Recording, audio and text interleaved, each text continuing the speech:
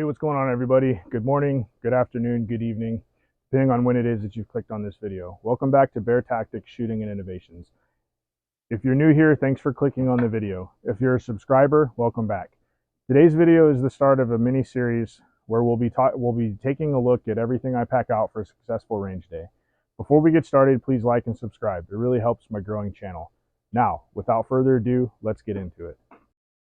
All right, so the first thing I bring with me to the range that I put in the truck is, this just happens to be a lifetime table. It folds up, pretty small, packs away pretty nicely. It's always good to have a table though, because you can put guns on it, you can put magazines on it, you can put ammunition on it.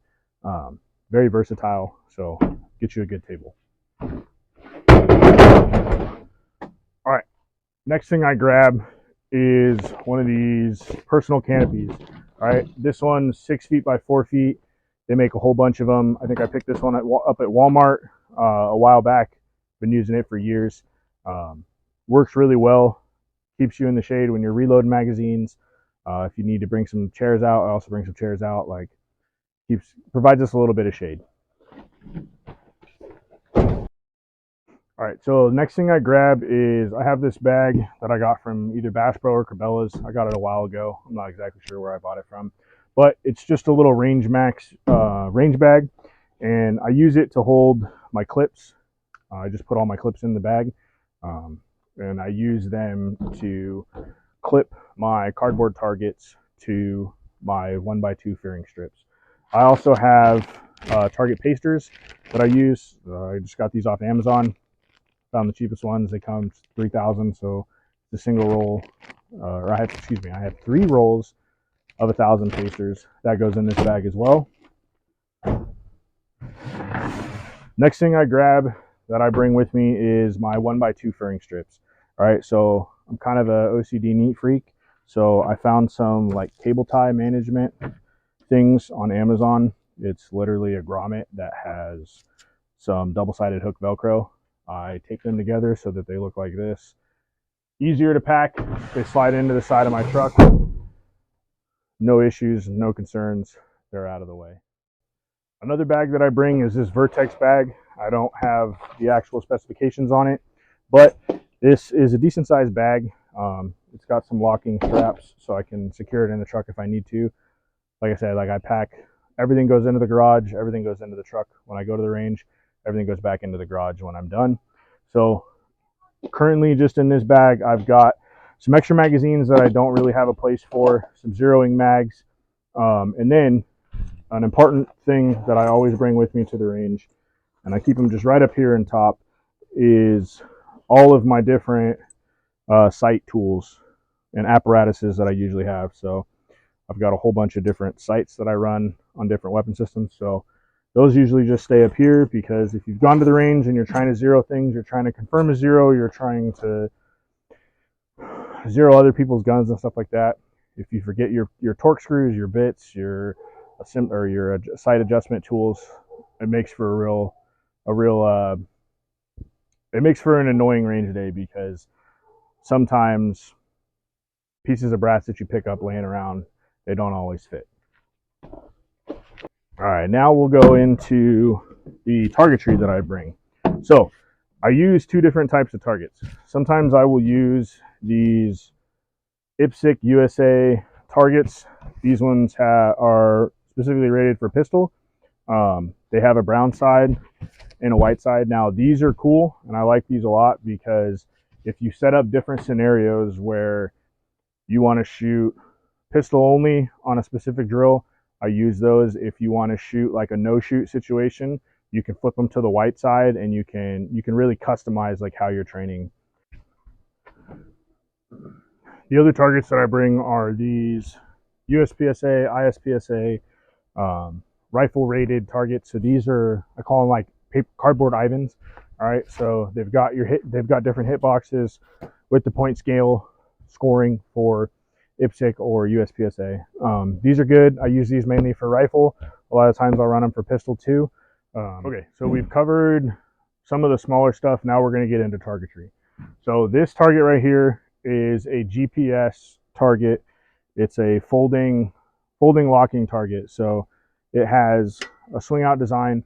Now this target is very basic. Okay, so it's 20-25 bucks on Amazon. My wife got this for me about 3 to 5 years ago. I don't remember exactly when. I've had this target for a really long time, so it lasts. And it's of good quality. So it flips out. You can put some stakes in it. So it's got little holes down here, top and bottom, to put stakes in, and then it also has holes in the front to take stakes as well. Now, this target is specifically made to hold your 1x2s. It'll only hold 1x2s. All right, but again, if you're just starting out and you just want to shoot on cardboard, this is the target for you. Target stand for you. If you want to spend a little bit more, my wife got me one of these. This is a 2-pack off Amazon. I don't remember what it was. Again, my wife bought this for me a long time ago. This one is cool though because you can hang. Not only can you do 1x2s off the front here, but in the back you can also it'll hold 2x4s, and you can get some screws, or you can get some hardware from your local stores or whatever, and you can hold steel targets with these. So, next thing that you can do if you want to spend a little bit more, about 40-45 bucks. This is a hat point target. So I got this at Shields. This is cool because, like I said earlier, you can set up a multiple different staged shooting events. So it holds it has the capability of holding 6 1x2s. So you can set them up in one configuration to just hold a single target, or if you wanted to, you can put multiple different targets and hang them up off of this in a variety of different ways, which enhances your ability to shoot different drills, to shoot more drills. But it's cool because you only have to buy one target system, and you can shoot essentially 6 different targets off of one base. Another kind of out of the box idea that I came up with is to use traffic cones. So I found these large traffic cones. A lot of my buddies make fun of me for them, but they work really, really well to have target stands, or as target stands. So you slide your 1x2 directly into the top, and it goes all the way down to the floor, and it has a little bit of weight to it. So it keeps it, if it's windy, it keeps it from blowing around. If you're in high wind areas and you need a little bit more structurability, you can drill holes in the corners and stake them down. I've used these quite often in varying terrains, and they work pretty good. So these are some of the most expensive target stands that I have. I purchased these about 2 years ago. These come from TA Targets. Now these are their 20-inch round bases. These targets are now no longer purchasable. He has upgraded his target stands, but I happen to come across these.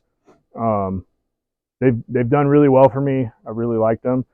These use in the front. They use 1x2, or you put your 1x2 furring strips up front, and you can mount with the included hardware that he has. You can mount a 2x4 and hang steel plates for him.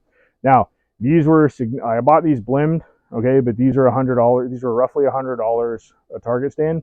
So if you've got a little bit more money to spend, or you're looking to spend kind of that buy once, cry once mentality, then definitely go ahead and head over to TA Targets, grab one of these, or all right, everybody, that wraps up part 1 of today's video. Next up, we'll be diving into the decked range system that I have outfitted for range instructions, and show you all what necessities I pack in there and how it's organized. Once again, thanks for watching. Like, subscribe, comment, and I'll see you in the next video.